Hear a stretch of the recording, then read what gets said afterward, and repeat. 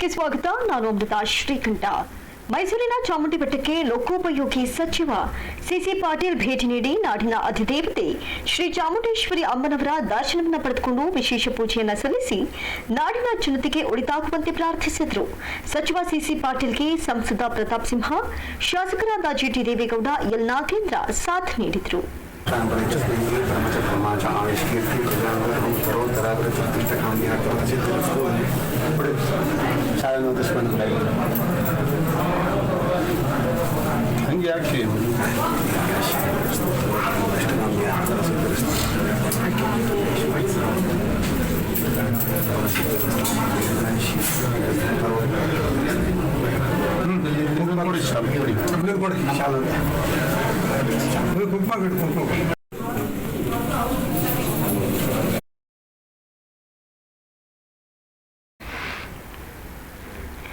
ಮೈಸೂರಿನ ಚಾಮುಂಡಿ ಬೆಟ್ಟದಲ್ಲಿ ಇತ್ತೀಚೆಗೆ ಭೂಕುಸಿತವಾಗಿರುವಂತಹ ಸ್ಥಳಕ್ಕೆ ಲೋಕೋಪಯೋಗಿ ಸಚಿವ ಸಿಸಿ ಪಾಟೀಲ್ ಭೇಟಿ ನೀಡಿ ಪರಿಶೀಲನೆ ನಡೆಸಿದ್ದಾರೆ. ಸ್ಥಳಕ್ಕೆ ಭೇಟಿ ನೀಡಿದ ಸಚಿವರು ಹಿರಿಯ ಅಧಿಕಾರಿಗಳು ಹಾಗೂ ತಜ್ಞರಿಂದ ಮಾಹಿತಿ ಸಂಗ್ರಹ ಪಡೆದುಕೊಂಡರು. ಸಚಿವರಿಗೆ ಸಂಸದ ಪ್ರತಾಪ್ ಸಿಂಹ, ಶಾಸಕರಾದ ಜಿಟಿ ದೇವೇಗೌಡ, ಎಲ್ ನಾಗೇಂದ್ರ ಸಾಥ್ ನೀಡಿದರು.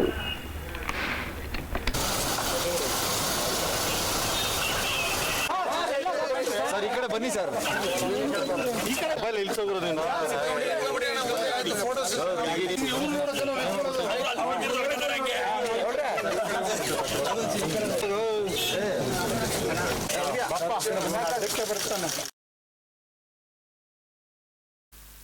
ಇನ್ನು ಈ ವೇಳೆ ಮಾತನಾಡಿದ ಅವರು, ಜಿಯೋ ಟ್ರೇಲ್ ತಂತ್ರಜ್ಞಾನದ ಮೂಲಕ ಚಾಮುಂಡಿ ಬೆಟ್ಟದ ರಸ್ತೆ ದುರಸ್ತಿ ಕಾಮಗಾರಿಯನ್ನು ನಡೆಸಲಾಗುತ್ತೆ. ಚುನಾವಣೆ ನೀತಿ ಸಂಹಿತೆ ಜಾರಿಯಲ್ಲಿರುವಂತಹ ಕಾರಣ ಹೆಚ್ಚು ವಿವರವನ್ನ ನೀಡುವಂತಿಲ್ಲ. ಮಣ್ಣಿನ ಹೀರಿಕೊಳ್ಳುವಂತಹ ಸಾಮರ್ಥ್ಯ ಮೀರಿ ತೇವಾಂಶ ಹೆಚ್ಚಾದಂತಹ ಕಾರಣ ರಸ್ತೆ ಕುಸಿದಿದೆ. ತಜ್ಞರ ವರದಿಯಂತೆ ರಸ್ತೆಯನ್ನು ಆಧುನಿಕ ತಂತ್ರಜ್ಞಾನವನ್ನು ಬಳಸಿ ರಿಪೇರಿ ಮಾಡ್ತೇವೆ. ಎಲ್ಲೆಲ್ಲಿ ರಸ್ತೆ ಕುಸಿಯಬಹುದು ಎನ್ನುವುದರ ಬಗ್ಗೆ ಚಾಮುಂಡಿ ಬೆಟ್ಟದಲ್ಲಿ ಸರ್ವೆ ಮಾಡಿಸಿಲ್ಲ ಎಂದರು. ಚುನಾವಣಾ ನೀತಿ ಸಂಹಿತೆ ಇರುವುದರಿಂದ ವಿಶೇಷವಾಗಿ ಮಾತನಾಡಿದರೆ ನೀತಿ ಸಂಹಿತೆ ಉಲ್ಲಂಘನೆ ಆಗುತ್ತೆ. ಮುಖ್ಯವಾಗಿ ನಾನು ಬಂದಂಥ ಉದ್ದೇಶ ಈ ಭಾಗದಲ್ಲಿ ಸುಮಾರು ದಿನಗಳಿಂದ ಸುರಿತಿರ್ತಕ್ಕಂಥ ಭಾರಿ ಮಳೆಗಳಿಂದ ಈ ಭಾಗದ ರಸ್ತೆಗಳು ಕುಸಿದಿದ್ದಾವೆ. ನಾನು ಆಗಲ್ಲಿ ಹೋಗಿದ್ದು ಅದು ನೋಡ್ರಿ, ಕೆ ಆರ್ ಮಿಲ್ ಹೆಸರು ಕೂಡ ಒಂದು KR ಕೆಸರೆ ಮಾರ್ಗ ಬ್ರಿಡ್ಜ್ ಕೂಡ ಅಲ್ಲಿ ಕುಸಿದಿದೆ. ಅದನ್ನು ನೋಡ್ಕೊಂಡು ಬಂದಿದ್ದೇನೆ. ಇದು ಚಾಮುಂಡಿ ಬೆಟ್ಟದ ತಪ್ಪಲಿನಲ್ಲಿ ಈ ನಂದಿ ಬೆಟ್ಟಕ್ಕೆ ಹೋಗುವಂಥ ರಸ್ತೆ ಕುಸಿದಂಥ ಹಿನ್ನೆಲೆಯಲ್ಲಿ ಇದನ್ನು ತುರ್ತಾಗಿ ರಿಪೇರಿ ಮಾಡಬೇಕು. ರಿಪೇರಿ ಮಾಡಿ ಸಾರ್ವಜನಿಕರಿಗೆ, ಭಕ್ತಾದಿಗಳಿಗೆ ಅನುಕೂಲ ಮಾಡಿ ಕೊಡಿಸ್ಬೇಕನ್ನುವಂಥ ಒಂದೇ ಒಂದು ಉದ್ದೇಶದಿಂದ ನಾನು ಮೈಸೂರು ನಗರಕ್ಕೆ ಬಂದಿದ್ದೇನೆ. ತಜ್ಞರ ವರದಿಯ ಪ್ರಕಾರ ಮಣ್ಣಿನಲ್ಲಿ ಸ್ಯಾಚುರೇಷನ್ ನೀರು ಹಿಡ್ಕೊಳ್ಳುವಂಥ ಕೆಪಾಸಿಟಿ ಏನಿರುತ್ತಲ್ಲ, ಆ ಕೆಪಾಸಿಟಿ ಮೀರಿ ಅದು ತಂಪಿನ ಅಂಶ ಮೇಲೆ ಇರೋದ್ರಿಂದ, ಲೂಸ್ ಸಾಯಿಲ್ ಇದ್ದಿದ್ದರಿಂದ ಇದು ಕುಸಿತ ಕಾಣ್ತಾ ಇದೆ ಅನ್ನುವಂಥ ವರದಿಯನ್ನು ಈಗಾಗಲೇ ಕೊಟ್ಟಿದ್ದಾರೆ. ನೂತನ ಟೆಕ್ನಾಲಜಿಯನ್ನು ಉಪಯೋಗಿಸಿ ರಿಟೈನಿಂಗ್ ವಾಲ್ ಕಟ್ಟಿ ಇದನ್ನು ಭಕ್ತಾದಿಗಳಿಗೆ ಮತ್ತು ಸಾರ್ವಜನಿಕರಿಗೆ ಮೋಟರೇಬಲ್ ಮಾಡಿಕೊಡುವಂಥ ಪ್ರಯತ್ನವನ್ನು ನಾವು ಮಾಡ್ತೇವೆ. ಅದಕ್ಕೆ ಬೇಕಾಗುವಂಥ ಸೂಕ್ತ ಅನುದಾನವನ್ನು ಇಲಾಖೆಯಿಂದ ಬಿಡುಗಡೆ ಮಾಡಿ ಕಾಮಗಾರಿಯನ್ನು ಪ್ರಾರಂಭ ಮಾಡಲಿಕ್ಕೆ ಅಧಿಕಾರಿಗಳಿಗೆ ಸೂಚನೆಯನ್ನು ನೀಡಿದ್ದೇವೆ. ಈ ಕೆಲಸವನ್ನು ಪ್ರಾರಂಭ ಮಾಡ್ತೇವೆ ಸರ್. ಇದನ್ನು ಬಿಟ್ಟು ಬೇರೆ ಕಡೆ ಈ ಥರ ಎಲ್ಲರೂ ಆಗಿದೆಯಾ ಅಂತ ಚಾಮುಂಡಿ ಬೆಟ್ಟಕ್ಕೆ ಸಂಬಂಧಪಟ್ಟಂಗೆ? ಇಲ್ಲ ಇಲ್ಲ ಇಲ್ಲ, ಅದು ಹೇಳಿನಲ್ಲ, ಅದು KR ಮಿಲ್ಸ್. ಆ KR ಮಿಲ್ಸ್ನಲ್ಲಿ ಅಲ್ಲೊಂದು ರಸ್ತೆ ಕುಸಿದಿದೆ, ಬ್ರಿಡ್ಜ್ ಕುಸಿದಿದೆ. ಅದನ್ನು ಒಂದು 2-3 ಹಳ್ಳಿಗೆ ಮುಂದೆ ಹೋಗುವಂಥ ಹಳ್ಳಿಗೆ ಡಿಲಿಂಕ್ ಆಗಿದೆ, ನಾನ್ ಮೋಟರೇಬಲ್ ಆಗಿದೆ. ಅದನ್ನು ಕೂಡ ಇಮಿಡಿಯೇಟ್ ಮೋಟರೇಬಲ್ ಮಾಡಿ ಅದಕ್ಕೊಂದು ಎಸ್ಟಿಮೇಟ್ ಅನ್ನು ತಯಾರು ಮಾಡಲಿಕ್ಕೆ ಇದ್ದೇವೆ. ಈಗಾಗಲೇ ಇಂಜಿನಿಯರ್ ಎಸ್ಟಿಮೇಟ್ ಅನ್ನು ತಯಾರು ಮಾಡಿದ್ದಾರೆ. ಅದಕ್ಕೆ ಹಣಕಾಸಿನ ಅನುದಾನವನ್ನು ಬಿಡುಗಡೆ ಮಾಡಿ ಅದನ್ನು ಕೂಡ ಮಾಡಿಕೊಡ್ತೇವೆ. ಇದು ಒಂದು ಐತಿಹಾಸಿಕ ನಗರ. ಸಾವಿರಾರು ಭಕ್ತರು ಚಾಮುಂಡಿ ತಾಯಿಯ ದರ್ಶನಕ್ಕೆ ಬರ್ತಿರ್ತಾರೆ. ಬಂದಂಥ ಸಂದರ್ಭದಲ್ಲಿ ಈ ಮಾರ್ಗವಾಗಿ ಸಂಚರಿಸುವಂಥ ಮಾಹಿತಿ ನನಗಿದೆ. ಇದನ್ನು ಆದ್ಯತೆಯ ಮೇರೆಗೆ ಆದಷ್ಟು ಬೇಗನೆ ಸಂಚಾರಕ್ಕೆ ಮುಕ್ತ ಮಾಡಿ ಕೊಡ್ತಾರೆ. ಇಲ್ಲ,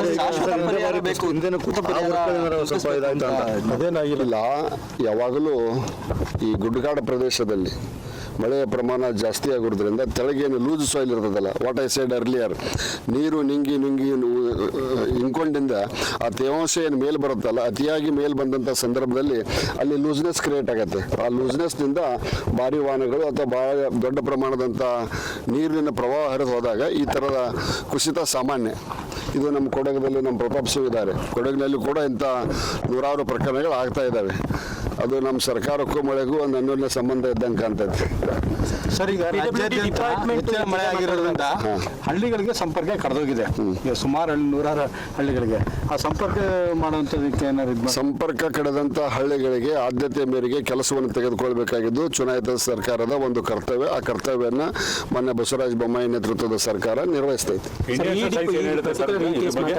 ಇಂಡಿಯನ್ ಇನ್ಸ್ಟಿಟ್ಯೂಟ್ ಅದರ ರಿಪೋರ್ಟ್ ಏನು ಅಂತ ಸರ್, ಮತ್ತೆ ಇದ್ರದ್ದು DPR ಕಾಸ್ಟ್ ಏನು ಅಂತ? ಚುನಾವಣೆ ಇದ್ದಿದ್ದರಿಂದ ವಿಶೇಷವಾಗಿ ಮಾತುಕತೆಯನ್ನು ರಿಟರ್ನಿಂಗ್ ವಾಲ್ ಯಾವುದಾದ್ರು ರಿಟರ್ನಿಂಗ್ ಯಾವ ಟೆಕ್ನಾಲಜಿ ಅದು ಜಿಯೋ ಟ್ರಯಲ್ ಅಂತ, ಜಿಯೋ ಟ್ರಯಲ್ ಟೆಕ್ನಾಲಜಿ ಮೇಲೆ ಕಲ್ಲನ್ನು ಮತ್ತು ಜಿಯೋ ಮೆಸ್ಸನ್ನು ಹಾಕಿ ಅದಕ್ಕೆ ಸೈಡ್ ರಿಟರ್ನಿಂಗ್ ವಾಲ್ ಕಟ್ಕೊಂಡ್ರೆ ಬಂದಂಥ ನೀರು ಕೂಡ ಆ ಕಲ್ಲಿನ ಸಂಧಿಯೊಳಗೆ ಹಾಸಿ ಹರಿದು ಹೋಗ್ತಾ ಇದೆ. ಈ ರೀತಿ ಮತ್ತೊಮ್ಮೆ ಇಂಥ ಅನಾಹುತಗಳು ಸಂಭವಿಸುವುದಿಲ್ಲ. ಈ ರೀತಿಯಾದಂಥ ಒಂದು ರಿಟರ್ನಿಂಗ್ ವಾಲನ್ನು ಕಟ್ಟುವಂಥ ಇಂಡಿಯನ್ ಇನ್ಸ್ಟಿಟ್ಯೂಟ್ ಆಫ್ ಸೈನ್ಸ್ ಅವರು ಕೊಟ್ಟಂಥದ್ದು ಇದನ್ನು. ಇದು ಬಹುತೇಕ ನಮ್ಮ ಡಿಪಾರ್ಟ್ಮೆಂಟ್ ಅವ್ರು ಅಗ್ರಿ ಆಗಿದ್ದಾರೆ. ಇದಕ್ಕೆ ಇದೇ ರೀತಿಯಾದಂಥ ಒಂದು ರಿಟರ್ನಿಂಗ್ ವಾಲನ್ನು ಕಟ್ತದೆ.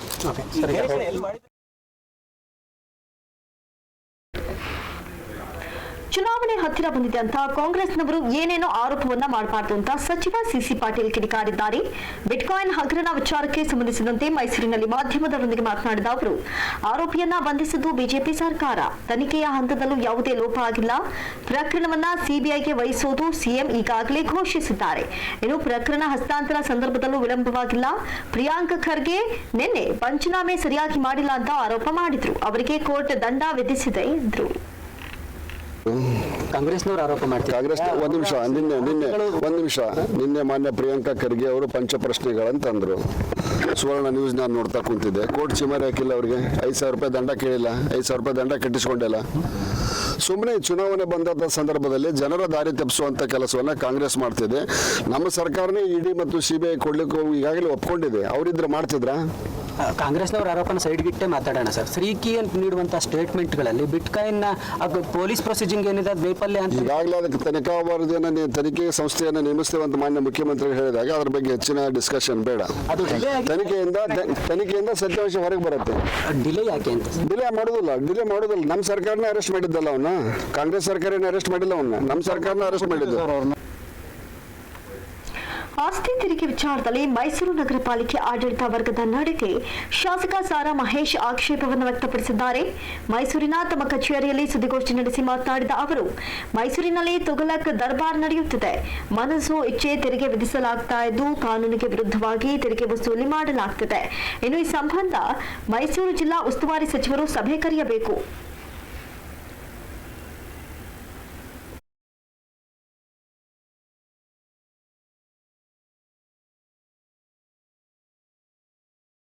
ಬ್ಯಾನರ್ ಹಿಡ್ಕೊಂಡೋಗಿ ಅವ್ರ ಮೇಲೆ ದಬ್ಬಾಳಿಕೆ ಮಾಡುವಂಥದ್ದನ್ನ ಮಾಡಿದ್ರೆ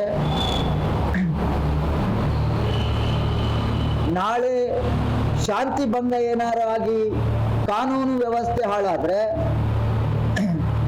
ನಗರ ಪಾಲಿಕೆಯವರೇ ಹೊಣೆ ಹೊರಬೇಕಾಗುತ್ತೆ. ಇಲ್ಲಿ ನೋಡಿ ಸ್ವಾಮಿ, ಮೊನ್ನೆ ಅದನ್ನು ಸಹಿಸ್ಕೊಂಡಿತ್ತು. ಈಗ ಆಡಳಿತ ಇರೋದು ಯಾರ್ದು? ಮೈಸೂರು ನಗರದಲ್ಲಿ ಬಿಜೆಪಿ ಮತ್ತೆ ಕಾಂಗ್ರೆಸ್ನವ್ರದ್ದು. ಬಿಜೆಪಿಯವರು ಮೇಯರು, ಕಾಂಗ್ರೆಸ್ ಅವರು ಡೆಪ್ಟಿ ಮೇಯರ್. ಇನ್ನು ನಮ್ಗೆ ವಿರೋಧ ಪಕ್ಷದವ್ರನ್ನು ಮಾಡಿಕೊಟ್ಟಿಲ್ಲ. ಇಲ್ಲೇನು ಹೇಳಿದ್ದಾರೆ? ಬೋರ್ವೆಲ್ ಗ್ರಾಹಕರಿಗೂ ಒಳಚರಂಡಿ ವಿಶೇಷ ಶುಲ್ಕ.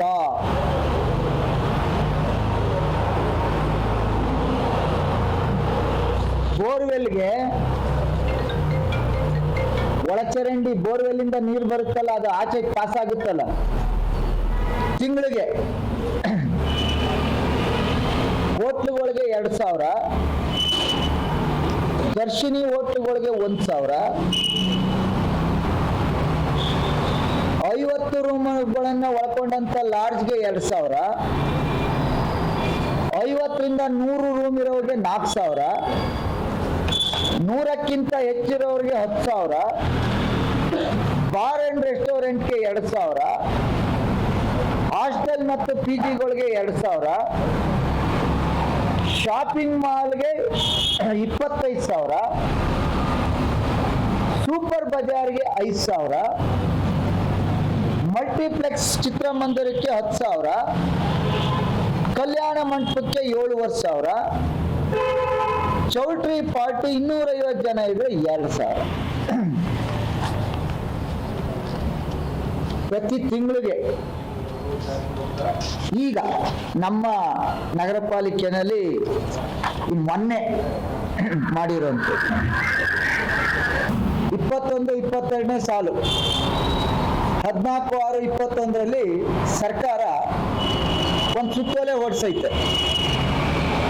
ರಾಜ್ಯದಲ್ಲಿ ಅಸ್ತಿತ್ವವಿರುವ ಏಕಪರದೆ ಚಿತ್ರಮಂದಿರಗಳು 21-22ನೇ ಸಾಲಿನ ಆಸ್ತಿ ತೆರಿಗೆ ಪಾವತಿಸುವುದಕ್ಕೆ ವಿನಾಯಿತಿ ನೀಡಿ ಆದೇಶಿಸಿದೆ. ಹಂಗ ನೀವು ಹೇಳೋದೊಂದು ಮಾಡೋದೊಂದ. ದಯಮಾಡಿ ಉಸ್ತುವಾರಿ ಸಚಿವರು ಒಂದು ಸಭೆ ಕರೀರಿ, ಜನರ ಜೊತೆ ಚರ್ಚೆ ಮಾಡಿ. ಪೆಟ್ರೋಲ್ ರೇಟ್ ಜಾಸ್ತಿ, ಡೀಸೆಲ್ ರೇಟ್ ಜಾಸ್ತಿ, ಗ್ಯಾಸ್ ರೇಟ್ ಜಾಸ್ತಿ. 3 ತಿಂಗಳಿಂದ ನಮ್ಮ ತಾಲೂಕುಗಳಿಗೆ ಸೀಮೆಣ್ಣೆ ಕೊಟ್ಟಿಲ್ಲ.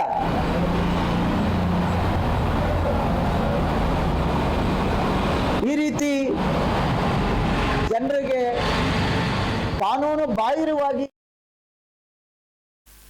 ಇನ್ನು ಸಂದೇಶ್ ನಾಗರಾಜ್ ಜೆಡಿಎಸ್ ತೊರೆಯಲು ಮುಂದಾಗಿರುವಂತಹ ಹಿನ್ನೆಲೆಯಲ್ಲಿ ಪ್ರತಿಕ್ರಿಯಿಸಿದ ಅವರು, ಸಂದೇಶ್ ನಾಗರಾಜ್ ಚುನಾವಣೆ ಆದಾಗಿನಿಂದಲೂ ನಮ್ಮ ಜೊತೆ ಗುರುತಿಸಿಕೊಂಡಿಲ್ಲ.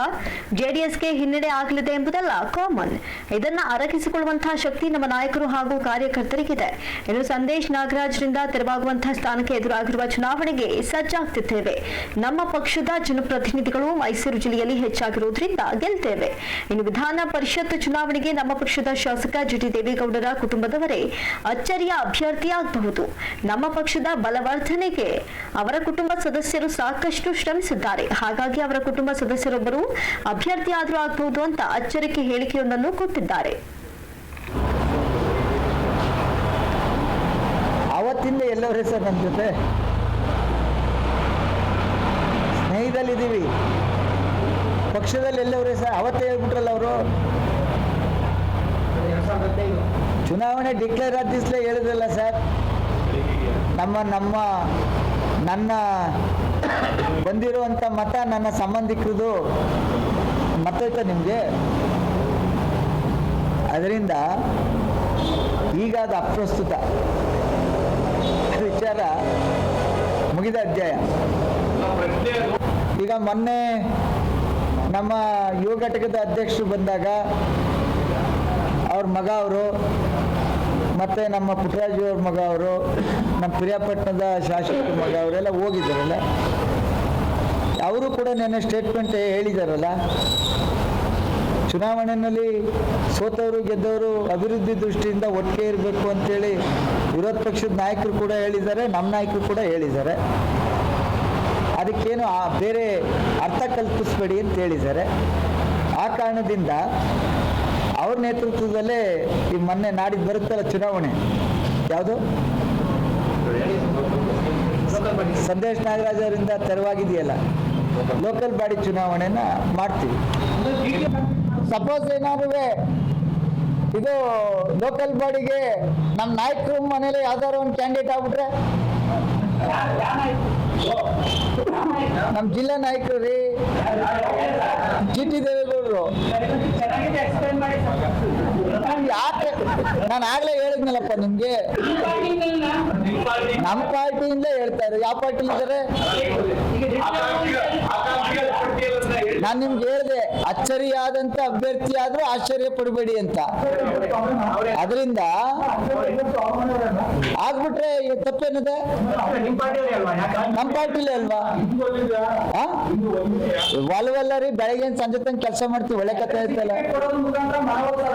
ಹಾಗೇನಿಲ್ಲ, ಪಕ್ಷಕ್ಕೆ ದುಡಿದಿದ್ದಾರೆ, ರಾಜ್ಯದ ಮುಖ್ಯಮಂತ್ರಿ ಆಗಿದ್ದವ್ರನ್ನ ಸೋಲಿಸಿದ್ದಾರೆ.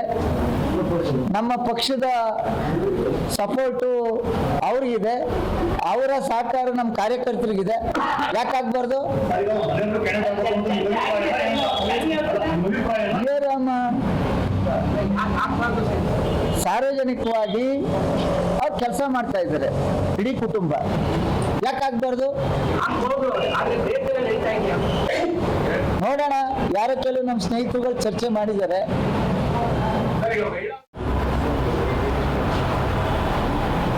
ಅವತ್ತಿಂದ ಎಲ್ಲವರೇ ಸರ್ ನಮ್ಮ ಜೊತೆ ಸ್ನೇಹಿತಲ್ಲಿದ್ದೀವಿ, ಪಕ್ಷದಲ್ಲಿ ಎಲ್ಲವರೇ ಸರ್. ಅವತ್ತೇ ಹೇಳ್ಬಿಟ್ರಲ್ಲ ಅವರು, ಚುನಾವಣೆ ಡಿಕ್ಲೇರ್ ಆದ ದಿವಸಲೇ ಹೇಳಿದ್ರಲ್ಲ ಸರ್, ನನ್ನ ಬಂದಿರುವಂಥ ಮತ ನನ್ನ ಸಂಬಂಧಿಕರದು ಮತ ಐತ ನಿಮಗೆ. ಅದರಿಂದ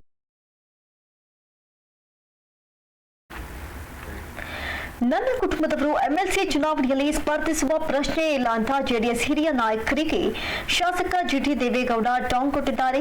ಮುಂಬರುವ ವಿಧಾನ ಪರಿಷತ್ ಚುನಾವಣೆಯಲ್ಲಿ ಶಾಸಕ ಜಿಟಿ ದೇವೇಗೌಡ ಜೆಡಿಎಸ್ ನೇತೃತ್ವವನ್ನು ವಹಿಸುತ್ತಾರೆ ಎನ್ನುವಂತಹ ವಿಚಾರಕ್ಕೆ ಸಂಬಂಧಿಸಿದಂತೆ ಮಾತನಾಡಿದ ಅವರು, ಜೆಡಿಎಸ್ನವರು ನನ್ನನ್ನ ಬಿಟ್ಟು ತುಂಬಾ ವರ್ಷಗಳಾಗಿದೆ. ನನ್ನನ್ನ ಬಿಟ್ಟು ಚಾಮುಂಡೇಶ್ವರಿ ಕ್ಷೇತ್ರದಲ್ಲಿ ಪಕ್ಷದ ಅಧ್ಯಕ್ಷರ ನೇಮಕ ಮಾಡಿದ್ದಾರೆ. ನನ್ನ ಗಮನಕ್ಕೆ ಬಾರದೆ ಚಾಮುಂಡೇಶ್ವರಿ ಕ್ಷೇತ್ರಕ್ಕೆ ಎಚ್.ಡಿ. ಕುಮಾರಸ್ವಾಮಿ ಬಂದು ಹೋಗಿದ್ದಾರೆ. ರಾಜಕೀಯ ಮಾಡುವ ಸಂದರ್ಭ ಬಂದಾಗ ಎಲ್ಲವನ್ನ ಹೇಳ್ತೀನಿ ಅಂತ ಜೆಡಿಎಸ್ ನಾಯಕರಿಗೆ ಇದೀಗ ಟಾಂಗ್ ಕೊಟ್ಟಿದ್ದಾರೆ. ನೋಡಪ್ಪ, ಸಾರಾ ಮಹೇಶ್ ಅವರು ಚಾರ್ಜ್ ತಗೊಂಡು ಚಾಮುಂಡೇಶ್ವರಿ ಕ್ಷೇತ್ರದ್ದು ನನ್ನನ್ನು ಬಿಟ್ಟು JDS ಪಕ್ಷದ ಅಧ್ಯಕ್ಷರನ್ನು ಆಯ್ಕೆ ಮಾಡಿ ಅವ್ರಿಗೆ ಪತ್ರ ಕೊಟ್ಟಿರೋದು ತಾವು ನೋಡಿದ್ದೀರಿ. ನನ್ನ ಬಿಟ್ಟು ಹುಣಸೂರು ವಿಧಾನಸಭಾ ಉಪಚುನಾವಣೆಯನ್ನು ನನ್ನ ಕರೀದೆ ಮಾಡಿರೋದು ಕೂಡ ನೋಡಿದ್ದೀರಿ. ಕುಮಾರಸ್ವಾಮಿ ಅವರು ಬಂದು ನಾನೇ ಅನುದಾನ ಕೊಟ್ಟಿದ್ರು, ಬೆಳವಾಡಿ ಚಾಮುಂಡೇಶ್ವರಿ ದೇವಸ್ಥಾನಕ್ಕೆ ರಸ್ತೆ ಮಾಡಿಸಿದ್ರು, ನನ್ನ ಬಿಟ್ಟೆ ಅವ್ರು ಮಾಡಿದ್ದಾರೆ. ರಾಮನಹಳ್ಳಿಗೆ ಹೋಗಿದ್ದಾರೆ, ಅಲ್ಲೂ ಕೂಡ 10 ಲಕ್ಷ ಕೊಟ್ಟಿದ್ದಾರೆ. ಅವರೆಲ್ಲಿ ನನ್ನ ಇಟ್ಕೊಂಡಿದ್ದಾರೆ, ಆ ಪ್ರಶ್ನೆ ಉದ್ಭವ ಆಗಲ್ವಲ್ಲ. ಅವ್ರು ಬಿಟ್ಟು ನಾನು ನಾಳೆ 2.5 ವರ್ಷ ಆಗಿದೆ. ನೀವು ಅವ್ರನ್ನೇ ಕೇಳಬೇಕಿತ್ತು, ಕೇಳಬೇಕಿತ್ತಲ್ವಾ? ಇದೆಲ್ಲ ನಿಮ್ಗೆಲ್ಲ ಗೊತ್ತಿಲ್ಲದೆ ಯಾವುದಿಲ್ವಲ್ಲ. ಅಲ್ಲ, ಅದ್ರ ಆಚೆಗೆ ಮನೆಯಿಂದ ಕ್ಯಾಂಡಿಡೇಟ್ ಆಯ್ತಾರೆ ನಿಮ್ಗೆಲ್ಲ ಗೊತ್ತಿರುತ್ತಾನೆ. ಅದನ್ನ ಬಿಡಿ ಸರ್, ಯಾವ ಕಾರಣಕ್ಕೂ ವಿಧಾನ ಪರಿಷತ್ ಸ್ಪರ್ಧೆ ಮಾಡೋ ಪ್ರಶ್ನೆ ಇಲ್ಲ.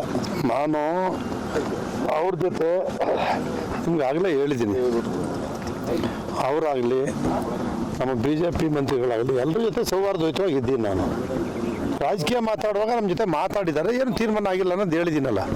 ಯಾರು ದೇವೇಗೌಡರು ನಿಮ್ಮ ಮನೆ ಕುಟುಂಬದವರಿಗೆ MLC ಅದು ಗೊತ್ತಿಲ್ಲ, ನಿಮ್ಗೆ ಮಾತುಕತೆ ಮಾಡಿದ್ರ? ಅದು ಗೊತ್ತಿಲ್ಲ. ಒಂದು ವೇಳೆ ಕ್ಯಾಂಡಿಡೇಟ್ ಆಗಲ್ಲ ಸರ್. ಯಾವ ಕಾರಣಕ್ಕೂ ವಿಧಾನ ಪರಿಷತ್ಗೆ ಅಭ್ಯರ್ಥಿ ಆಗೋ ಪ್ರಶ್ನೆ ಅಂತೂ ಇಲ್ಲ. ಬಿಟ್ಕಾಯಿನ್ ಅಕ್ರಮ ದಂಧೆಯಲ್ಲಿ ಬಿಜೆಪಿ ನಾಯಕರ ಪಾತ್ರವಿರುವ ಬಗ್ಗೆ ಕಾಂಗ್ರೆಸ್ ಪಕ್ಷ ದಾಖಲೆಗಳ ಸಂಗ್ರಹದಲ್ಲಿ ತೊಡಗಿದೆ ಅಂತ ಕೆಪಿಸಿಸಿ ವಕ್ತಾರ ಎಂ ಲಕ್ಷ್ಮಣ್ ಹೇಳಿದ್ದಾರೆ. ಈ ಕುರಿತು ಮೈಸೂರಿನ ಕಾಂಗ್ರೆಸ್ ಕಚೇರಿಯಲ್ಲಿ ಸುದ್ದಿಗೋಷ್ಠಿ ನಡೆಸಿ ಮಾತನಾಡಿದ ಅವರು, ಬಿಟ್ಕಾಯಿನ್ ದಂಧೆಯಲ್ಲಿ ಯಾರಿದ್ದಾರೆ ಅಂತ ಬಹಿರಂಗಪಡಿಸಬೇಕು. ಈ ವಿಚಾರದಲ್ಲಿ ಸಿಎಂ ಬಸವರಾಜ ಬೊಮ್ಮಾಯಿ ಯಾಕೆ ಬಹಿರಂಗ ಹೇಳಿಕೆ ನೀಡಿದ್ದಾರೆ ಅಂತ ಸ್ಪಷ್ಟಪಡಿಸಬೇಕು. ಇನ್ನು ಬಿಟ್ಕಾಯಿನ್ ಅಕ್ರಮದಲ್ಲಿ ಕೇಂದ್ರ ಸರ್ಕಾರದ ಪಾತ್ರವೂ ಇದೆ. ಹಾಗಾಗಿ ಸುಪ್ರೀಂ ಕೋರ್ಟ್ನ ಹಾಲಿ ನ್ಯಾಯಾಧೀಶರ ನೇತೃತ್ವದಲ್ಲಿ ತನಿಖೆ ನಡೆಸಬೇಕು ಅಂತ ಆಗ್ರಹಿಸಿದ್ರು. ಇನ್ನು ಈ ಕೂಡಲೇ ಶ್ರೀಕಿ ವಿರುದ್ಧ ಎಫ್ಐಆರ್ ದಾಖಲಿಸಿ ಶ್ರೀಕಿ ರಾಜ್ಯ ಹಾಗೂ ಕೇಂದ್ರದ ಹಣ ಲೂಟಿ ಮಾಡಿದ್ದಾನೆ. ಶ್ರೀಕಿಯನ್ನ ಬಿಡ್ ಮಾಡಲಾಗ್ತಿತ್ತು, ಆತನನ್ನ ಸ್ಟಾರ್ ಹೋಟೆಲ್ನಲ್ಲಿ ಇರಿಸಲಾಗ್ತಿತ್ತು. ಅಲ್ಲಿ ಶ್ರೀಕಿಗೆ ತಿಂಗಳಿಗೆ 60 ಲಕ್ಷ ರೂಪಾಯಿ ಖರ್ಚು ಮಾಡಿದವರು ಯಾರು ಅಂತ ಪ್ರಶ್ನಿಸಿದ್ರು.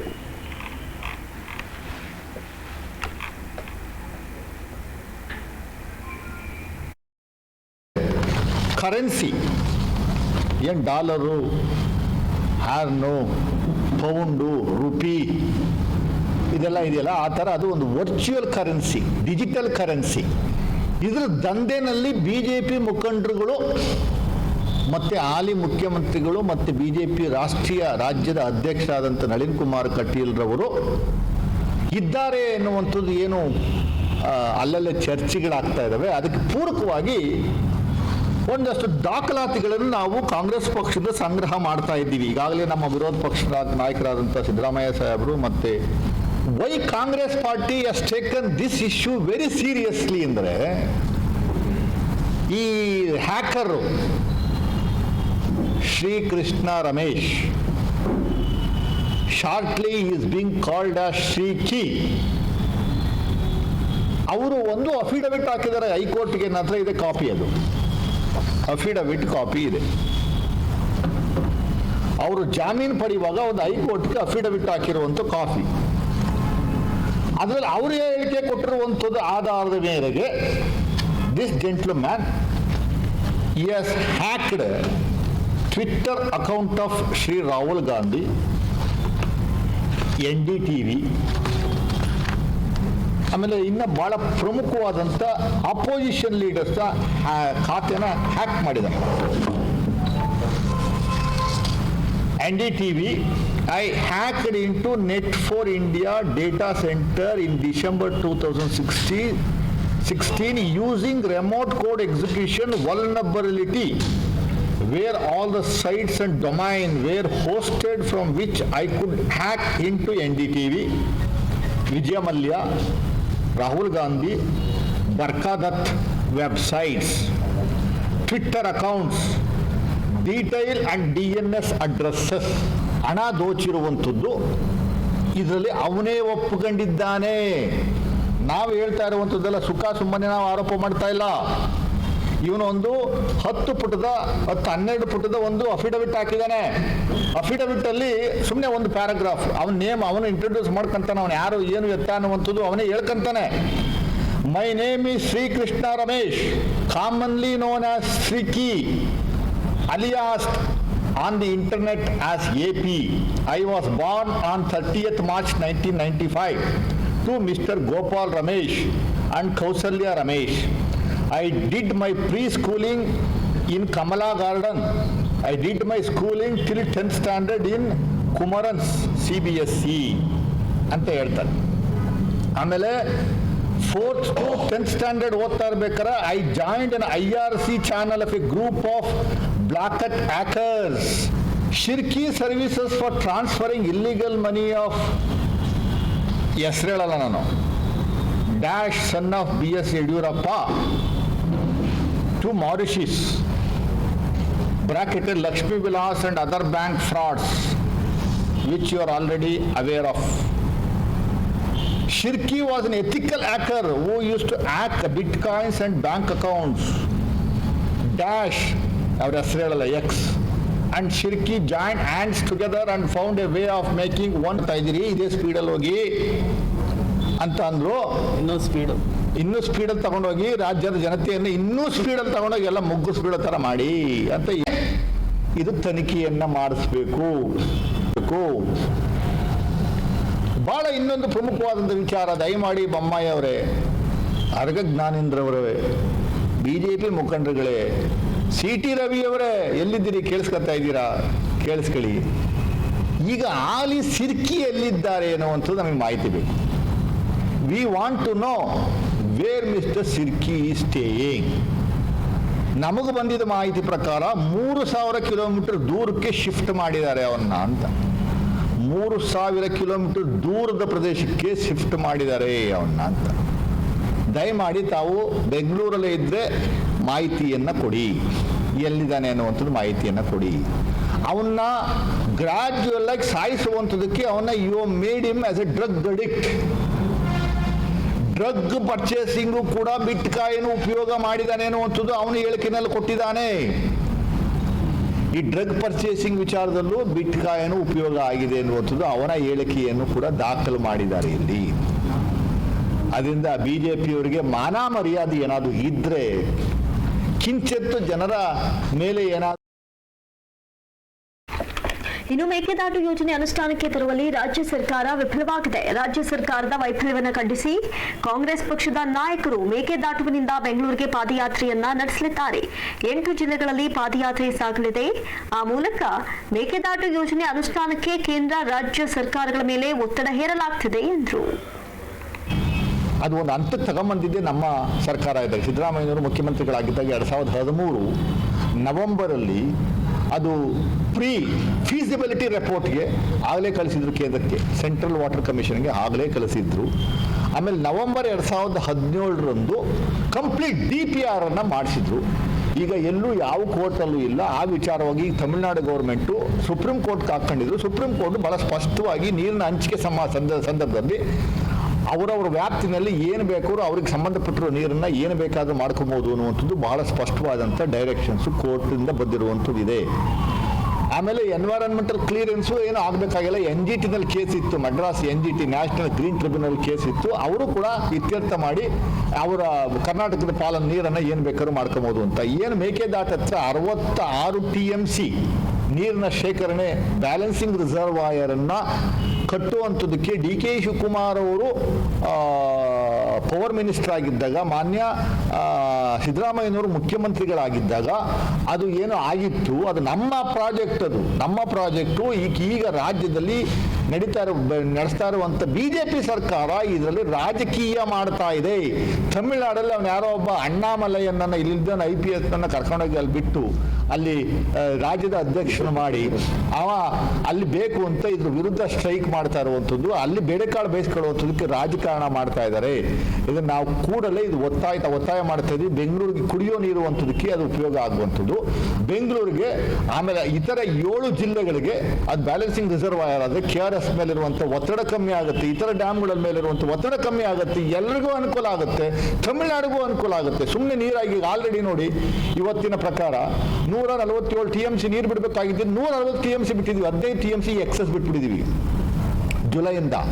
ಆ ನೀರನ್ನ ಸುಮ್ಮನೆ ಅವರು ಬಿಡ್ತಾವ್ರೆ, ಸಮುದ್ರಕ್ಕೆ ಹೋಗ್ತಾ ಇದೆ. ಅದನ್ನ ಅಲ್ಲಿ ಶೇಖರಣೆ ಮಾಡಿಕೊಂಡು ಅವ್ರಿಗೆ ಯಾವಾಗ ಬೇಕೋ ಬಿಡುವಂಥದಕ್ಕೆ ಅನುಕೂಲ ಆಗುತ್ತೆ. ಅದಕ್ಕೆ ರಾಜ್ಯ ಸರ್ಕಾರ ಕೇಂದ್ರ ಸರ್ಕಾರ ಒಟ್ಟಾರೆ ಡಬಲ್ ಇಂಜಿನ್ ಇರೋದ್ರಿಂದ.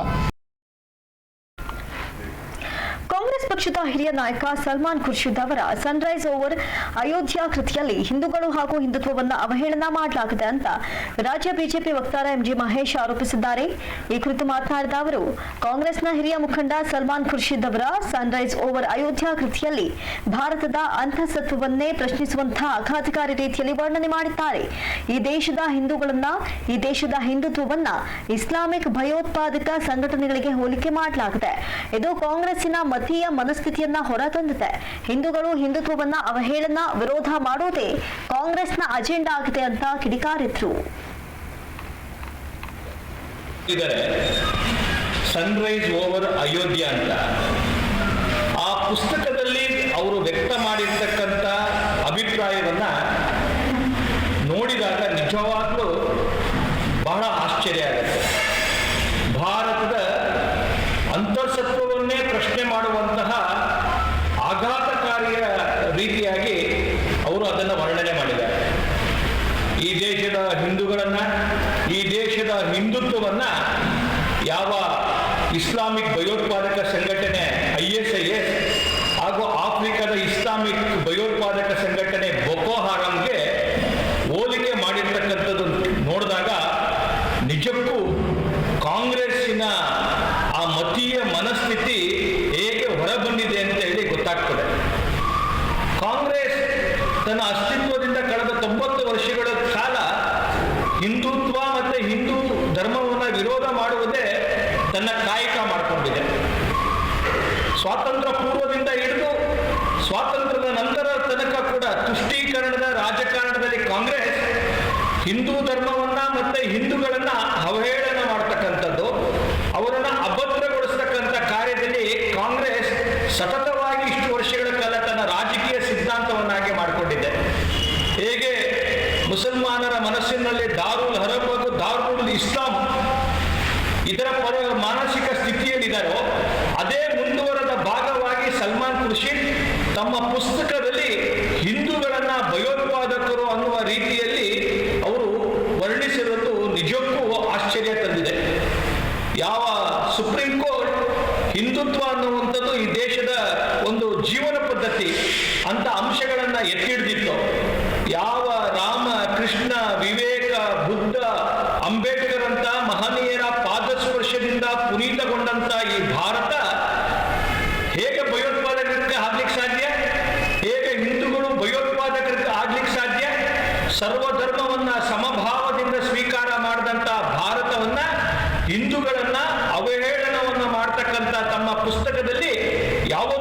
ಹಿಂದೂ ಸಮಾಜ ಮತ್ತೆ ಭಾರತ ಎಂದು ಅದನ್ನ ಕ್ಷಮಿಸೋದಿಲ್ಲ.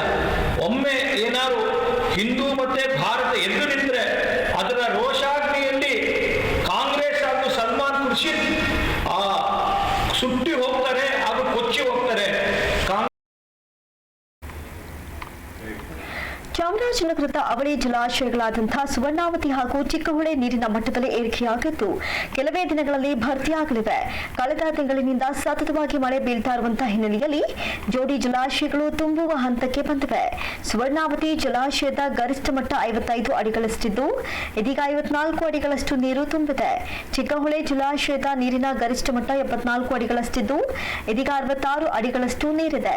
ಈ ಜಲಾಶಯಗಳು ತುಂಬಿದ್ರೆ ಇದರ ಪ್ರಯೋಜನ ನಾಗವಳ್ಳಿ ಗ್ರಾಮದ 2 ಕೆರೆಗಳು, ಮಲ್ಲದೇವನಹಳ್ಳಿ, ಪುಟ್ಟನಪುರ, ಹೆಬ್ಬಹಳ್ಳ ಕೆರೆ, ಕಾಗಲವಾಡಿ, ಕಣ್ಣಿಕಾಲ, ಹೊಮ್ಮ, ದೊಡ್ಡಕೆರೆ, ಚಿಕ್ಕಕೆರೆ, ಸಿಂಡಿಕೆರೆ ಕೆರೆಗಳು ಸೇರಿದಂತೆ ಬಂಡಿಕೆರೆ ಕೆರೆಗಳಿಗೆ ನೀರು ತುಂಬಿಸುವ ಮೂಲಕ ರೈತರಿಗೆ ಅನುಕೂಲಕರವಾಗಲಿದೆ.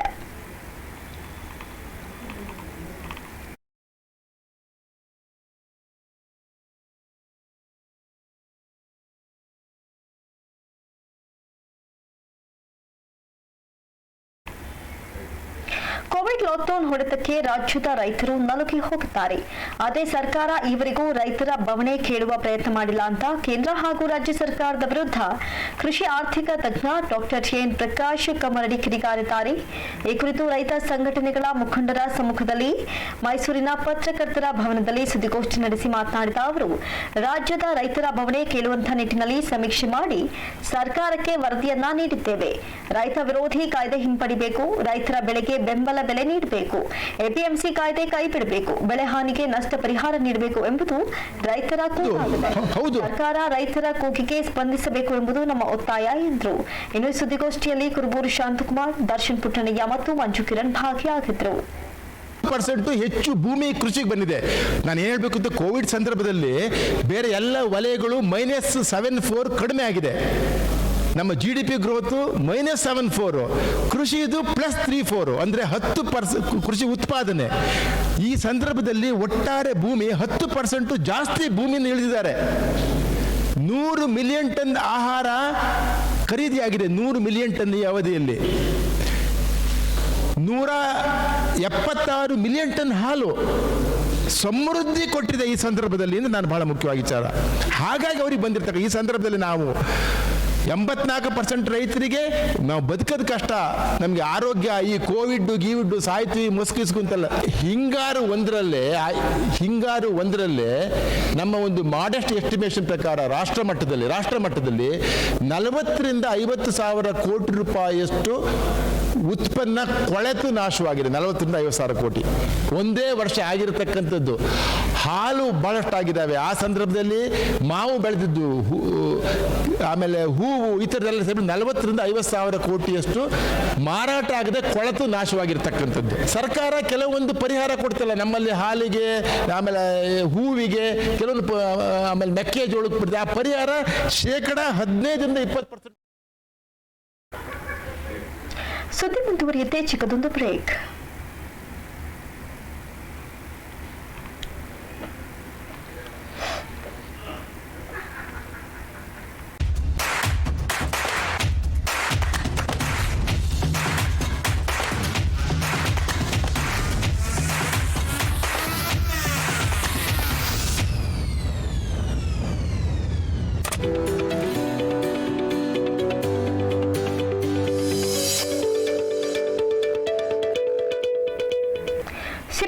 ಮತ್ತೊಮ್ಮೆ ಸ್ವಾಗತ.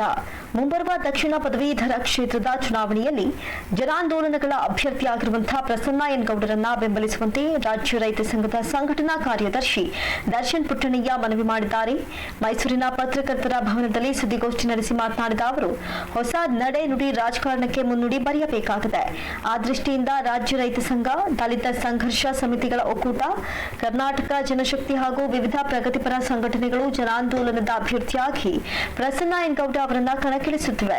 ಪ್ರಜ್ಞಾವಂತ ಮತದಾರರ ಪದವೀಧರರು ಪಕ್ಷಾತೀತವಾಗಿ ಜಾತ್ಯತೀತವಾಗಿ ಇವರನ್ನ ಬೆಂಬಲಿಸಬೇಕು. ಆ ಮೂಲಕ ಜನಪರ ರಾಜಕಾರಣಕ್ಕೆ ಮುನ್ನುಡಿ ಬರೆಯುವಂತೆ ಮನವಿ ಮಾಡಿದ್ರು. ಇನ್ನು ಸುದ್ದಿಗೋಷ್ಠಿಯಲ್ಲಿ ದಕ್ಷಿಣ ಪದವೀಧರ ಕ್ಷೇತ್ರದ ಅಭ್ಯರ್ಥಿ ಪ್ರಸನ್ನ ಎನ್ ಗೌಡ, ರೈತ ಸಂಘದ ಮಂಡ್ಯ ಜಿಲ್ಲಾಧ್ಯಕ್ಷ ಎಎಲ್ ಕೆಂಪುಗೌಡ, ಮೈಸೂರು ಪ್ರಧಾನ ಜಿಲ್ಲಾ ಕಾರ್ಯದರ್ಶಿ ಹೊಸಕೋಟೆ ಬಸವರಾಜು ಉಪಸ್ಥಿತರಿದ್ದರು. ಅವರು ಏನು ಅಭ್ಯರ್ಥಿಯಾಗಿ ಈ MLC ಅಭ್ಯರ್ಥಿಯಾಗಿ ಸ್ಪರ್ಧೆ ಮಾಡ್ತಿದ್ದಾರೆ. ನಮ್ಮ ಇವ್ರನ್ನ ಯಾಕೆ ಕಣಕ್ಕಿಳಿಸಿದೀವಿ ಅಂತಂದರೆ, ನಮಗೆಲ್ಲ ನಿಮಗೆ ಗೊತ್ತಿರೋಂಗೆ ರಾಜಕೀಯದಲ್ಲಿ ಹಲವಾರು ಈ ರಾಜಕಾರಣಕ್ಕೆ ಬೇರೆ ಒಂದು ನಡೆ ನುಡಿ ಮುನ್ನುಡಿ ಬರೆಯುವ ದೃಷ್ಟಿಯಿಂದ ಕರ್ನಾಟಕ ರಾಜ್ಯ ರೈತ ಸಂಘ, ದಲಿತ ಸಂಘರ್ಷ ಸಮಿತಿ, ಸಮಿತಿಗಳ ಒಕ್ಕೂಟ, ಕರ್ನಾಟಕ ಜನಶಕ್ತಿ ಹಾಗೂ ಹಲವಾರು ಪ್ರಗತಿಪರ ಸಂಘಟನೆಗಳು ಈ ಜನಾಂದೋಲನದ ಅಭ್ಯರ್ಥಿಯಾಗಿ ಪ್ರಸನ್ನ ಎನ್ ಗೌಡ ಅವರನ್ನು ನಾವು ಕಣಕ್ಕಿಳಿಸ್ತಾ ಇದ್ದೀವಿ. ಪ್ರಸನ್ನ ಎನ್ ಗೌಡರು ಅವರು ಸಹ ಒಬ್ಬರು ಇಂಜಿನಿಯರ್ ಪದವೀಧರರು. ಈಗ ಇವ್ರಿಗೆ ಜಾತ್ಯತೀತವಾಗಿ ಎಲ್ಲರೂ ಬೆಂಬಲ ವ್ಯಕ್ತಪಡಿಸಿ ಈ ಹಲವಾರು ಸಂಘಟನೆಗಳು ಅವರನ್ನ ಕಣಕ್ಕಿಳಿಸ್ತಾ ಇದ್ದೀವಿ. ಈಗೇನು ರೈತರ ಪರ, ದಲಿತ ಪರ ಒಂದು ಧ್ವನಿಯಾಗಿ ಇವರು ಅಲ್ಲಿ ಹೋಗಿ ಏನು ನಮ್ಮ ಕಷ್ಟಗಳಿದೆ, ರೈತರ ಕಷ್ಟ, ದಲಿತರ ಕಷ್ಟ, ಅವ್ರ ಬಗ್ಗೆ ಮಾತಾಡಿ ನ್ಯಾಯ ದೊರಕಿಸ್ಕೊಡೋಕ್ಕೋಸ್ಕರ ಇವ್ರನ್ನ ನಾವೆಲ್ಲ ಬೆಂಬಲಿಸ್ತಾ ಇದ್ದೀವಿ. ಮತ್ತು ಎಲ್ಲ ಸಂಘಟನೆಗಳು ಕಳೆದ 2 ವರ್ಷಗಳಿಂದ ಸತತವಾಗಿ ನೋಂದಣಿನ ಮಾಡಿಸೋಕ್ಕೆ ಹೋರಾಡ್ತಾ ಇದ್ದೀವಿ. ಸುಮಾರು ಈ ಒಂದು ಈಗೇನು 2 ವರ್ಷದಿಂದ ಮಾಡಿಸಿರೋದಕ್ಕೋಸ್ಕರ ಈ ಸತಿನೇ ಅತಿ ಹೆಚ್ಚು ನೋಂದಣಿ ಆಗಿರೋದು. ಆದ್ದರಿಂದ ಇವರು ಹೇಳ್ದಂಗೆ 2 ವರ್ಷದಿಂದ ತುಂಬ ಕಷ್ಟಪಟ್ಟು ಮಾಡಿಸಿದ್ದಾರೆ. ಮತ್ತು ಈ ಬೇರೆ ಸಂಘಟನೆಗಳು ಇವ್ರ ಜೊತೆ ಕೈ ಜೋಡಿಸಿ ಮಾಡಿಸಿದ್ದಾರೆ.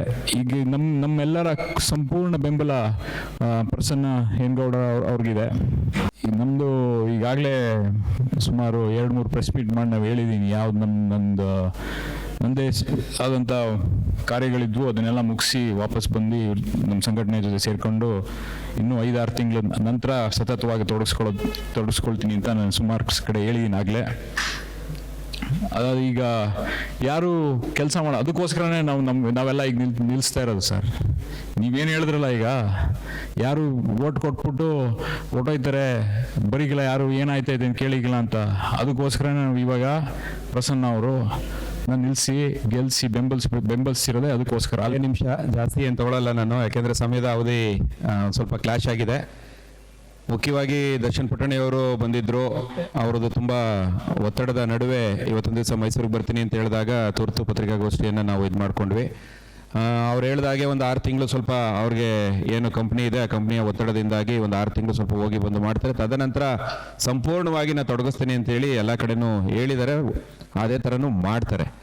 ಈಗ ಪದವೀಧರ ಕ್ಷೇತ್ರಕ್ಕೆ ಸಂಬಂಧಪಟ್ಟ ಹಾಗೆ ನಾವು ಮೊದಲಿಂದನೂ ಹೇಳ್ತಾ ಬಂದಿದ್ವಿ, ಈ ಸಲ ಜಾಸ್ತಿ ನೋಂದಣಿ ಆಗುತ್ತೆ. ಯಾಕೆಂದರೆ ಇದು ಕ್ಲಸ್ಟರ್ಗಳಲ್ಲಿ ಮಾತ್ರ ಇತ್ತು, ಇದನ್ನು ನಾವು ನಗರದಿಂದ ಗ್ರಾಮಾಂತರಕ್ಕೆ ತಗೊಂಡು ಹೋಗ್ತೀವಿ ಅಂತ. ಈಗ ನೀವು ಬೇಕಾದ್ರೆ ಅಬ್ಸರ್ವ್ ಮಾಡಿ, ಗ್ರಾಮಾಂತರ ಪ್ರದೇಶದಲ್ಲಿ ನಗರ ಪ್ರದೇಶಗಳಿಗಿಂತ ಜಾಸ್ತಿ ನೋಂದಣಿ ಆಗಿದೆ.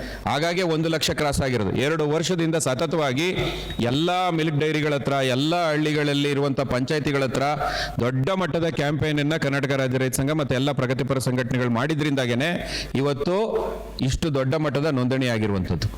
ಈ ನೆಲೆಗಟ್ಟಿನಲ್ಲಿ ನಾನು ಪದವೀಧರರಿಗೆ ಇರ್ಬೋದು, ತಮ್ಮ ಮೂಲಕ ತಾವು ಕೇಳ್ಕೊಳ್ಳೋದಿಷ್ಟೇ, ಒಂದು ಜನಪರವಾದಂಥ ಧ್ವನಿಗೆ ಒಂದು ಅವಕಾಶ ಮಾಡಿಕೊಡಿ. ತುಂಬ ಅದ್ಭುತವಾದ ಸ್ಪಂದನೆ ಎಲ್ಲ ಕಡೆನೂ ಇದೆ. ಎಲ್ಲ ಪ್ರಗತಿಪರ ಸಂಘಟನೆಗಳು ತುಂಬ ಪ್ರತಿಸ್ಪಂದನೆಯನ್ನು ಮಾಡ್ತಾ ಇದ್ದಾರೆ. ತಮ್ಮ ಮೂಲಕ ಎಲ್ಲರಿಗೂ ನಾವು ಪ್ರಜ್ಞಾವಂತ ಮತದಾರರಲ್ಲಿ ನಾನು ಕೇಳ್ಕೊಳ್ಳೋದೇನಂತಂದರೆ, ಈ ವಿಧಾನ ಪರಿಷತ್ತಿಗೆ ಒಂದು ಜನಪರಾದ ಧ್ವನಿಯನ್ನು ಕಳಿಸ್ಕೊಡಿ, ದಯಮಾಡಿ ನಮ್ಮನ್ನು ಆಯ್ಕೆ ಮಾಡಿಕೊಡಿ ಅಂತೇಳಿ ತಮ್ಮ ಮೂಲಕ ನಾವು ಕೇಳ್ಕೊತೀವಿ. ಜೊತೆಗೆ 2nd ಫೇಸ್ ಮತ್ತು 3rd ಫೇಸ್ ಸಿಗುತ್ತೆ.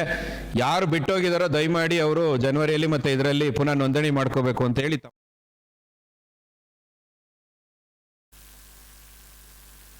ಚಾಮರಾಜನಗರ ಜಿಲ್ಲಾಸ್ಪತ್ರೆ ಉಳಿಸಿ ಅಂತ ಒತ್ತಾಯಿಸಿ ಕೂಡ್ಲೂರು ಶ್ರೀಧರಮೂರ್ತಿ ನೇತೃತ್ವದಲ್ಲಿ ಆಸ್ಪತ್ರೆ ಮುಂಭಾಗ ಸಾರ್ವಜನಿಕರಿಂದ ಸಹಿ ಸಂಗ್ರಹ ಅಭಿಯಾನ ನಡೆಯಿತು.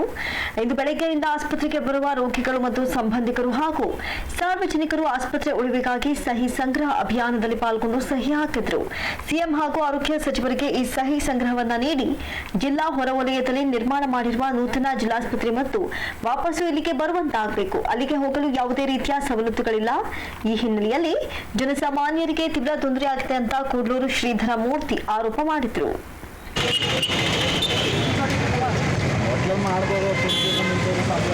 ಚಾಮರಾಜನಗರ ಜಿಲ್ಲಾ ಆಸ್ಪತ್ರೆಯನ್ನು ವಾಪಸ್ ಮಾಡುವಂತ ಒತ್ತಾಯಿಸಿ ಇವತ್ತು ನಾವು ಒಂದು ಸಹಿ ಸಂಗ್ರಹ ಚಳುವಳಿಯನ್ನು ಕಾರ್ಯಕ್ರಮವನ್ನು ಹಮ್ಮಿಕೊಂಡಿದ್ದೇವೆ. ಈ ಚಳುವಳಿಯಲ್ಲಿ ಉದ್ದೇಶ ಏನಪ್ಪ ಅಂದರೆ ಮಾನ್ಯ ಮುಖ್ಯಮಂತ್ರಿಗಳಿಗೆ ಮತ್ತು ಸಂಬಂಧಪಟ್ಟ ವೈದ್ಯಕೀಯ ಶಿಕ್ಷಣ ಸಚಿವರನ್ನ ಭೇಟಿ ಮಾಡೋದಕ್ಕೋಸ್ಕರ ಈ ಒಂದು ಸಹಿ ಸಂಗ್ರಹನ ಮಾಡ್ತಾ ಇದ್ದೇವೆ. ಈ ಒಂದು ವರ್ಗಾವಣೆ ಮಾಡಿರ್ತಕ್ಕಂಥ ಮಾನ್ಯ ಡೀನ್ ಡಾಕ್ಟರ್ ಸಂಜೀವ್ ರೆಡ್ಡಿ ಹಾಗೂ ಜಿಲ್ಲಾಡಳಿತದ ಈ ಕೂಡಲೇ ಅಮಾನತುಗೊಳಿಸಿ ತನಿಖೆ ನಡೆಸಬೇಕು. ಮತ್ತು ಈ ಆಸ್ಪತ್ರೆಯಲ್ಲಿ ಕುಡಿಯೋಕ್ಕೆ ನೀರಿಲ್ಲ, ಮತ್ತು ಶೌಚಾಲಯಗಳು ಸರಿ ಇಲ್ಲ. ಜನಗಳು ಬಿಸಿನೀರು ಬೇಕು ಅಂತ ಹೇಳಿದ್ರೆ ಆ ಹೋಟ್ಲಲ್ಲಿ ತಗೊಂಡ್ಬರ್ಬೇಕು. ಹೋಟ್ಲಲ್ಲಿ ತಿಂಡಿ ತಗೊಂಡ್ರೆ ಮಾತ್ರ ಬಿಸಿನೀರು ಕೊಡ್ತಕ್ಕಂಥ ಅವಕಾಶ ಇದೆ. ಹಾಗಾಗಿ ಇಲ್ಲಿ ಭಾಳ ಬಡ ಜನರಿಗೆ ತುಂಬ ಈ ಹಾಸ್ಪಿಟ್ಲ್ ವರ್ಗಾವಣೆ ಮಾಡೋದ್ರಿಂದ ಜನರಿಗೆ ತುಂಬ ತೊಂದರೆ ಆಗಿದೆ. ಬಡ ಜನರುಗಳಿಗೆ 150 ರೂಪಾಯಿ ಕೊಟ್ಬಿಟ್ಟು ಅಲ್ಲಿ ಆಟೋದಲ್ಲಿ ಹೋಗಿ ಅಲ್ಲಿ ಟ್ರೀಟ್ಮೆಂಟ್ ತಗೊಳ್ಳೋಕೆ ಆಗದೇ ಇರ್ತಕ್ಕಂಥ ಒಂದು ಸಂದರ್ಭ ಸೃಷ್ಟಿಯಾಗಿದೆ.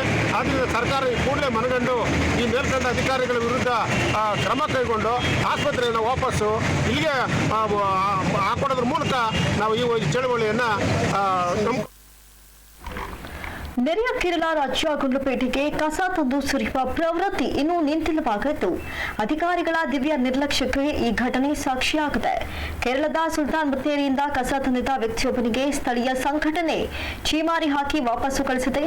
ಮೂಲೆಹೊಳೆ ಚೆಕ್ ಪೋಸ್ಟ್ನಲ್ಲಿ ಅರಣ್ಯ ಇಲಾಖೆ ಸಿಬ್ಬಂದಿ ಪೊಲೀಸರು ನಿರ್ಲಕ್ಷ್ಯ ವಹಿಸಿರುವಂತಹ ಕಾರಣದಿಂದಲೇ ಈ ಘಟನೆ ನಡೆದಿದೆ ಅಂತ ಕಾವಲು ಪಡೆಯ ಅಧ್ಯಕ್ಷ ಅಬ್ದುಲ್ಲಾ ವಿರೋಧಿಸಿದ್ದಾರೆ.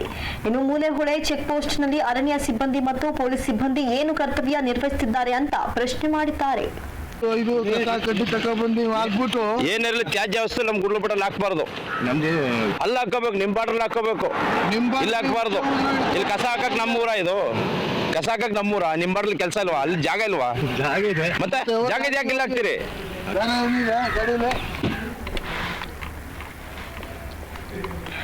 ರಾಜ್ಯದಲ್ಲಿ ಬಹುಸಂಖ್ಯಾತರಾಗಿರುವಂತಹ ಲಿಂಗಾಯತ ಗೌಡ ಸಮಾಜವನ್ನ ಒಬಿಸಿ 2ಎಗೆ ವರ್ಗಕ್ಕೆ ಸೇರಿಸುವ ಮೂಲಕ ಮೀಸಲಾತಿ ನೀಡುವಂತೆ ರಾಜ್ಯಾಧ್ಯಕ್ಷ ಆಲನಹಳ್ಳಿ ಪುಟ್ಟಸ್ವಾಮಿ ಸರ್ಕಾರಕ್ಕೆ ಒತ್ತಾಯಿಸಿದ್ದಾರೆ. ಈ ಕುರಿತು ನಂಜನಗೂಡಿನಲ್ಲಿ ಸುದ್ದಿಗೋಷ್ಠಿ ನಡೆಸಿ ಮಾತನಾಡಿದ ಅವರು, ಕೃಷಿಯನ್ನೇ ಅವಲಂಬಿಸಿಕೊಂಡು ಎಲ್ಲ ವರ್ಗದವರ ಜೊತೆ ಅನ್ಯೋನ್ಯವಾಗಿದ್ದ ನಾವು ಹಿಂದೆ ಆರ್ಥಿಕವಾಗಿ ಚೆನ್ನಾಗಿದ್ವಿ. ಆದರೆ ಇತ್ತೀಚೆಗೆ ಮೀಸಲಾತಿ ಬಂದ ಮೇಲೆ ನಾವು ಬಹಳ ಸಂಕಷ್ಟಕ್ಕೆ ಸಿಲುಕಿದ್ದೇವೆ ಎಂದರು.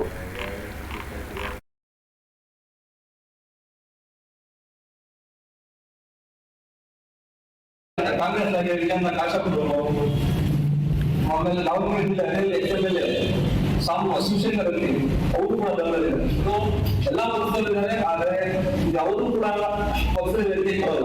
ನಮಗೆ ಯಾವುದೇ ಪೊಲಿಟಿಕಲ್ ಪಾರ್ಟಿ ಹೊರತುಪಡಿಸಿ ಸಮಾಜ ಮುಖ್ಯ ಅನ್ನೋ ನಿರ್ದಿಷ್ಟವಾದ ವ್ಯಕ್ತಿಗಳನ್ನು ತಗೊಂಡು ಮತ್ತು ಮೀಸಲಾತಿ ಕೊಡಬೇಕು ಹೋರಾಟದಲ್ಲಿ ಇದು ಪಕ್ಷಾತೀತವಾಗಿ ಹೋರಾಟದ ಕಾರ್ಯಕ್ರಮ. ನಮ್ಮ ಉದ್ದೇಶ ನಾವು ಬೇರೆ ಯಾರು ಮೀಸಲಾತಿ ಕೊಡಬೇಡಿ ಅಂತೇಳಿ. ನಮ್ಮ ಪರಿಸ್ಥಿತಿ ತುಂಬಾ ಹಿಂದುಳಿದಿದ್ದೀವಿ. ಹಾಗಾಗಿ ಸರ್ಕಾರಕ್ಕೆ ಮನವಿ ಮಾಡಿದ್ವಿ. ಬೊಮ್ಮಾಯಿಯವರು 3 ತಿಂಗಳು ಅವಕಾಶ ತಗೊಂಡಿದ್ದಾರೆ. ಈಗಾಗಲೇ 2 ತಿಂಗಳ ಆಗಿದೆ ಸಮಯ, ಇನ್ನು 1 ತಿಂಗಳು ಸಮಯ ಇದೆ. ದಯಮಾಡಿ ಈ ಮೂಲಕ ನಾವು ಒತ್ತಾಯ ಮಾಡ್ತೇನೆ. ರಾಜ್ಯದ ಮುಖ್ಯಮಂತ್ರಿಗಳು ತುಂಬಾ ಬುದ್ಧಿವಂತರು, ಒಳ್ಳೆಯವರಿದ್ದಾರೆ. ವಿರೋಧ ಪಕ್ಷದ ನಾಯಕ ಸಿದ್ದರಾಮಯ್ಯ ವಿರುದ್ಧ ಬಿಜೆಪಿಯವರು ಸುಳ್ಳು ಆರೋಪ ಮಾಡುತ್ತಿದ್ದಾರೆ ಅಂತ ಜಿಲ್ಲಾ ಕಾಂಗ್ರೆಸ್ ಎಸ್ಸಿ ವಿಭಾಗದ ಅಧ್ಯಕ್ಷ ಕೆ ನಾಗರಾಜು ಆರೋಪ ಮಾಡಿದ್ದಾರೆ. ನಗರದ ಪತ್ರಕರ್ತರ ಭವನದಲ್ಲಿ ಸುದ್ದಿಗೋಷ್ಠಿ ನಡೆಸಿ ಮಾತನಾಡಿದ ಅವರು, ದಲಿತರನ್ನ ಮಟ್ಟ ಹಾಕುವುದು ಕಾಂಗ್ರೆಸ್ ಅಲ್ಲ, ಬಿಜೆಪಿ ಹಾಗೂ ಆರ್ಎಸ್ಎಸ್ ಎಂದರು. ಇನ್ನು ಸಿದ್ದರಾಮಯ್ಯ ಬಗ್ಗೆ ಮಾತನಾಡಲು ಬಿಜೆಪಿಯವರಿಗೆ ಯಾವುದೇ ನೈತಿಕ ಹಕ್ಕಿಲ್ಲ. ಬಿಜೆಪಿ ಅಧಿಕಾರಕ್ಕೆ ಬಂದಿರೋದೇ ಸಂವಿಧಾನ ಬದಲಾವಣೆ ಮಾಡುವುದಕ್ಕೆ ಅಂತ ಬಿಜೆಪಿ ಸಂಸದ ಅನಂತ್ ಕುಮಾರ್ ಹೇಳಿರುವುದನ್ನ ಬಿಜೆಪಿ ನಾಯಕರೊಬ್ಬರು ಪ್ರಶ್ನಿಸಿಲ್ಲ ಅಂತ ಕಿಡಿಕಾರಿದ್ರು.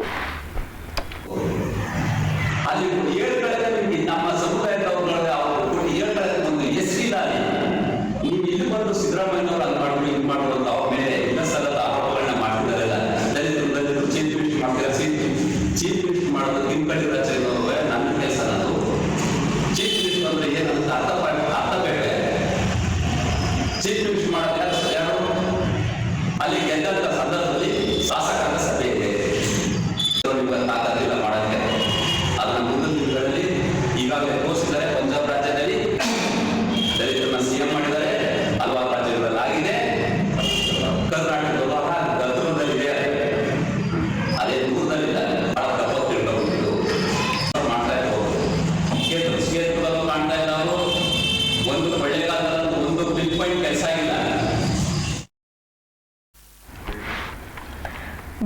ಜಾರಿಯಲ್ಲಿರುವ ದಲಿತ ಮುಖಂಡರಿಗೆ ದಲಿತರ ಮೇಲೆ ಪ್ರೀತಿ ಇದ್ರೆ ಸಿಎಂ ಬಸವರಾಜ ಬೊಮ್ಮಾಯಿ ಅವರಿಂದ ರಾಜೀನಾಮೆ ಕೊಡಿಸಿ ದಲಿತರನ್ನ ಸಿಎಂ ಮಾಡಲಿ ಅಂತ ಚಾಮರಾಜನಗರ ಜಿಲ್ಲಾ ಅಲ್ಪಸಂಖ್ಯಾತರ ವಿಭಾಗದ ಅಧ್ಯಕ್ಷ ಅಸ್ಗರ್ ಪಾಷಾ ಸವಾಲು ಹಾಕಿದ್ದಾರೆ. ಈ ಕುರಿತು ನಗರದ ಪತ್ರಕರ್ತರ ಕಚೇರಿಯಲ್ಲಿ ಸುದ್ದಿಗೋಷ್ಠಿ ನಡೆಸಿ ಮಾತನಾಡಿದ ಅವರು 2023ರಂದು ಚುನಾವಣೆ ನಡೆದು ಯಾವ ಪಕ್ಷ ಬರುತ್ತೋ ಹೋಗುತ್ತೋ ಗೊತ್ತಿಲ್ಲ. ಪ್ರಸ್ತುತ ಬಿಜೆಪಿ ಸರ್ಕಾರ ಇರುವುದರಿಂದ ಬೊಮ್ಮಾಯಿ ಅವರಿಂದ ರಾಜೀನಾಮೆ ಪಡೆದುಕೊಂಡು ಅಮಿತ್ ಶಾ ರೂಪುರೇಷೆಯಂತೆ ದಲಿತ ಕಾರ್ಯಕರ್ತರನ್ನ ಸಿಎಂ ಮಾಡಲಿ ಅಂತ ಸವಾಲು ಹಾಕಿದ್ರು.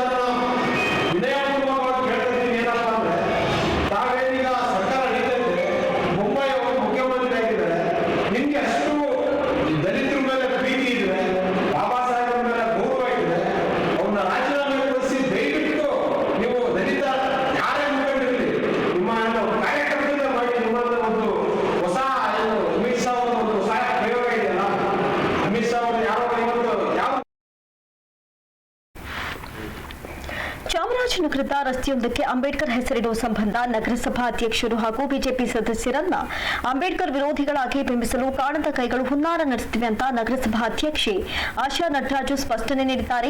2015ರಲ್ಲಿ ನಗರದ ಭುವನೇಶ್ವರಿ ವೃತ್ತದಿಂದ ಪ್ರವಾಸಿ ಮಂದಿರದ ರಸ್ತೆಗೆ ಅಂಬೇಡ್ಕರ್ ಹೆಸರಿಡಲು ಸಾಮಾನ್ಯ ಸಭೆಯಲ್ಲಿ ತೀರ್ಮಾನ ಮಾಡಲಾಗಿತ್ತು. ಆದರೆ ಅದಕ್ಕೆ ಜಿಲ್ಲಾಧಿಕಾರಿಗಳಿಂದ ಅನುಮೋದನೆ ಸಿಕ್ಕಿಲ್ಲ. ಇದರಿಂದ ಈ ರಸ್ತೆಗೆ ಪುನೀತ್ ಹೆಸರಿಡಲು ಮುಂದಾಗಿದ್ವಿ ಅಂತ ಮಾಹಿತಿ ನೀಡಿದ್ರು. ಇನ್ನು ಬಿಜೆಪಿ ಪಕ್ಷದ ಗೌರವಕ್ಕೆ ಧಕ್ಕೆ ತರಲು ಕೆಲವರು ಬಿಜೆಪಿ ಸದಸ್ಯರನ್ನ ಅಂಬೇಡ್ಕರ್ ವಿರೋಧಿಗಳಾಗಿ ಬಿಂಬಿಸಲು ಹೊರಟಿದ್ದಾರೆ. ಇದು ಸತ್ಯಕ್ಕೆ ದೂರವಾದದ್ದು ಅಂತ ಸಮಜಾಯಿಷಿ ನೀಡಿದ್ರು. ಪತ್ರಿಕಾಗೋಷ್ಠಿಯನ್ನು ನಾವು ನಿಯೋಜಿಸಿಕೊಂಡಿದ್ದೀವಿ. 11/11/2021ರಂದು ನಮಗೆ ಆಂದೋಲನ ಪತ್ರಿಕೆಯಲ್ಲಿ ಅಂಬೇಡ್ಕರ್ ಹೆಸರಿಟ್ಟ ರಸ್ತೆಗೆ ನಟ ಪುನೀತ್ ರಾಜ್ಕುಮಾರ್ ಹೆಸರು ಎಂಬ ಶೀರ್ಷಿಕೆಯೊಂದಿಗೆ ಪ್ರಕಟಿಸಿದ್ದು, ನಗರಸಭೆ ಆಡಳಿತ ಪಕ್ಷವಾದ ಬಿಜೆಪಿ ಪಕ್ಷವನ್ನು ಅಂಬೇಡ್ಕರ್ ವಿರೋಧಿಗಳು ಎಂಬಂತೆ ಬಿಂಬಿಸಲು ಕೆಲವು ಕಾಣದ ಕೈಗಳು ಹುನ್ನಾರ ನಡೆಸಿವೆ. ಇದ್ರ ಬಗ್ಗೆ ಏನು ಹೇಳಬೇಕು ಅಂತ ನಾವು ಸ್ಪಷ್ಟವಾದ ವಿವರಣೆಯೊಂದಿಗೆ ನಾವು ನಗರಸಭೆ ಸ್ವಾಗತ ಕಮಾನಿನಿಂದ ಸೋಮಾರ್ಪೇಟೆ ನಗರಸಭೆ ಸ್ವಾಗತ ಕಮಾನಿನವರೆಗೆ ಡಾಕ್ಟರ್ ಪುನೀತ್ ರಾಜ್ಕುಮಾರ್ ಅವರ ಹೆಸರನ್ನು ನಾಮಕರಣ ಮಾಡಬೇಕೆಂದು ಜಿಲ್ಲಾಧಿಕಾರಿಗಳಿಗೆ ಮನವಿ. ಇವಿಷ್ಟು ಇವರೆಗಿನ ಪ್ರಮುಖ ಅಪ್ಡೇಟ್ಸ್. ನಿಷ್ಠೆ ನಿಷ್ಠೂರ ನಿರ್ಭೀತ ಸುದ್ದಿಗಾಗಿ ನೋಡ್ತಾ ಇರಿ ಸಿರಿ ಟಿವಿ.